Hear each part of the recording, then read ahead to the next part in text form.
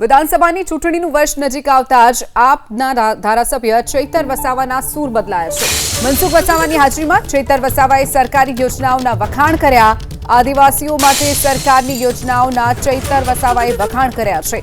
સરકારી યોજનાઓને ચૈતર વસાવાએ સર્વાંગી વિકાસ માટેની ગણાવી છે। સરકારની તમામ યોજનાઓનો લાભ લેવા ચૈતર વસાવાએ અપીલ કરી છે। શિક્ષણ, રોજગાર, કૃષિ ક્ષેત્રે સર્વાંગી વિકાસ માટે સહિયારા પ્રયાસોની જરૂર છે તેવી પણ વાત ચૈતર વસાવાએ કરી। ડેડિયાપાડા તાલુકાના ચિકદા ગામે જે જનકલ્યાણ શિબિર યોજાઈ હતી તેમાં ચૈતર વસાવાએ અચાનક સરકારી યોજનાઓના વખાણ કરતા અનેક તર્ક વિતર્કો ઊભા થઈ રહ્યા છે। આજે કેતા આનંદ થાય છે ગુજરાત સરકારના સહકારથી અને માન્ય સાંસદ શ્રી હોય, અમે હોય, આપણી અધિકારીગણ હોય, તલાટી, ગામ સેવક, ટીડીઓ બધાના સહકારથી ગુજરાતના તમે મનરેગાના ડેટા જોશો તો આજે મનરેગાના ડેટામાં આપણે 1 થી 5 નંબરમાં આવીએ છીએ। તમે પ્રધાનમંત્રી આવાસના ડેટા ઓનલાઈન જોશો એમાં પણ આપણો ડેડિયાપાડા તાલુકો આપણા 1 થી 5 નંબરમાં આવે છે।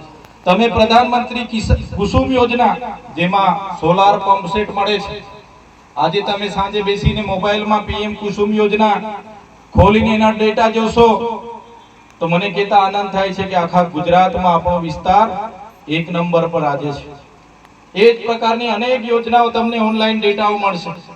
ત્યારે એ તમામ લોકોના પ્રયાસોથી થયું છે, કોઈ એકલાના પ્રયાસોથી। અમે એવું નથી કહેતા કે અમે ચૂંટાયેલા લોકોના પ્રયાસથી, અમારા સહકારથી, અધિકારીઓના સહકારથી, પદાધિકારીઓના સહકારથી બધા એક મુઠ્ઠી બનીને કામ કરે છે, તે દિવસે આવી સફળતાઓ મળે છે। તો વિધાનસભાની ચૂંટણીનું વર્ષ નજીક આવતા જ આપના જે ધારાસભ્ય છે ચૈતર વસાવા તેના સૂર બદલાયા છે। મનસુખ વસાવાની હાજરીમાં ચૈતર વસાવાએ સરકારી યોજનાઓ જે એક પછી એક યોજનાઓ વર્ણવી અને તેના વખાણ કર્યા છે। જે તાલુકો ડેડિયાપાડા તાલુકો છે તે 1 થી 5 નંબરમાં પહેલા નંબરે આવે છે। આ તમામ જે યોજનાઓના વખાણ કરતા ચૈતર વસાવા નજરે પડ્યા છે। સરકારની તમામ યોજનાઓનો લાભ લેવા માટે પણ લોકોને અપીલ ચૈતર વસાવાએ કરી છે।